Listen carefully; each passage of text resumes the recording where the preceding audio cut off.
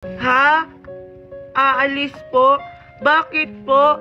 Tumitingin lang naman po ako sa pagkain kasi nagugutom ako.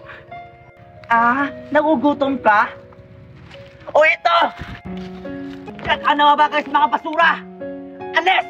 Ang baho-baho mo! Ate, ano pong kasalanan ko sa inyo? Bakit niyo po ako binuhusan ng kape? Hindi ko naman kayo inaano. Tumitingin lang ako sa tinapay kasi nagugutom ako.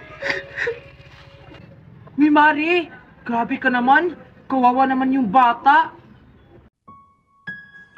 Isang araw, may isang mayamang babae na nagdikit ng papel sa pader. Ayan! Habang papalayo ang babae, nakita ng pulubi ang poster na dinikit niya sa pader. Agad siyang lumapit at tinignan ito. Binasa ng pulubi ang poster at napansin na ang hinahanap pala ng mayamang babae ay kasambahay. At agad niya itong sinundan. Ma'am! Ma'am! Yan! Ano ba? Sorry po, ma'am. Sorry? Pwede ba?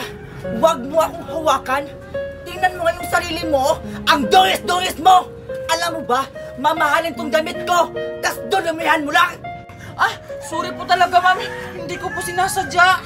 Sabi huwag mo akong hawakan!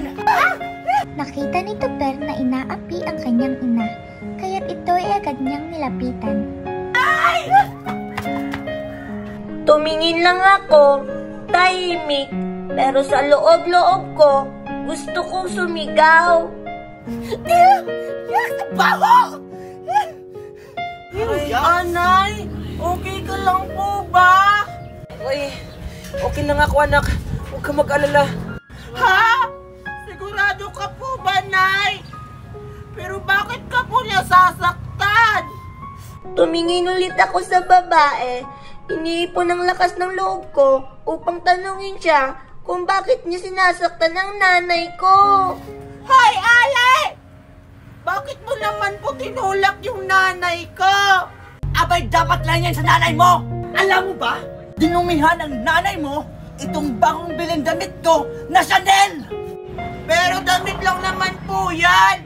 Bakit mo naman po tinulak yung nanay ko? Tingnan mo nga po yung damit ko! Punit-punit na! Pero sinusuot ko pa rin! Tama na yan, anak. Hindi ko alam kung bakit hinahayaan lang ng nanay ko na inaapi siya. Pwes! Huwag niyo akong itulad sa inyo, mapulube! Babe, what's going on? At biglang dumating ang asawa ng mayamang babae. Babe, look! Tingnan mo yung baong bili kong damit na Chanel. Dinumihan ng mga pulubing yan!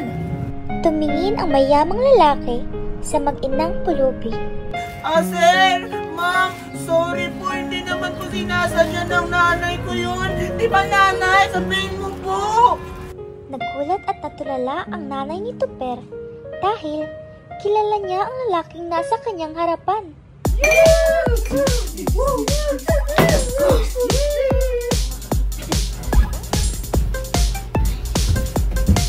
Excuse me.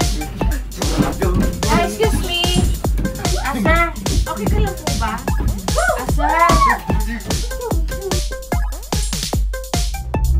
Lasing na lasing ang mayamang lalaki, kaya tinulungan niya itong ihiga dahil nag-aalala siya na baka kung ano ang mangyari sa kanya. Shit kasi sir, inom pa hindi naman pala kaya. Sige sir, mauna na ako ha. At nangyari na nga ang hindi inaasahang mangyayari sa kanilang dalawa. Babe! Hindi nakapagsalita agad ang mayamang lalaki dahil mukhang pamilyar ang mukha ng nanay ng batang pulubi. Nay! Ma'am, sir, pasensya na po talaga. Hindi ko pa talaga sinasadya. Tara na, anak. Hindi ko kayang harapin ang katotohanan. Baka hindi ko kayanin. Ang anak ko, siya ang bunga ng gabing hindi ko na kayang balikan. Ay, gano'n na lang yun? Hoy, babae! Huwag mo akong takasan! Bumalik ka dito! Babe! Galit na galit ang mayamang babae. kaya tinapon niya ang mag-inang pulubi.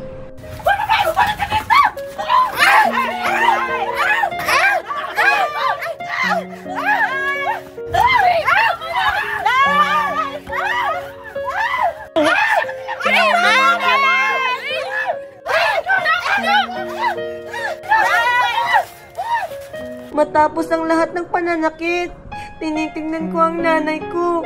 Hindi ko alam kung anong mararamdaman ko. Kung galit ba, sakit, uwawa, para sa aming dalawa. Ano? Ipapakulong kita, babae ka! Pakulong? Ma'am, wag po! Wag mo po ipakulong yung mami ko! Maawa po kayo! Lumuhod at nagmakaawa si Tuper sa mayamang babae. Huwag lang ipakulong ang kanyang ina. Please po! Sir, huwag mo po ipakulong yung nanay ko. Wala po kami pambayad. No, don't worry. Hindi namin kayo papakulong. Tumayo ka dyan. Talaga po, sir. Hindi mo na ipapakulong yung nanay ko. Salamat po! Sa kabila ng lahat ng sakit at pasakit, may natutunan akong isang bagay na may mga taong may malasakit pa. Tama na yan! Ay! Sumusobra ka na talaga, babae ka! Pinupayagan na kita na api-apihin mo ko! Pinuwag ang anak ko! Kung hindi, ako ang makakalaban mo! At sino ang tinatakot mo? Pulubi! Babe, I said stop. Yan lang ba yung problema mo? Damit? Bibili kita ng maraming damit. Mas kinakampiyon mo pa talagang mga pulubing yan kaysa sa akin na asawa mo! Asawa kita, pero mali ka. Mali ang ginagawa mo. Mali? E di magsama kayo! Galit na umalis ang mayamang babae.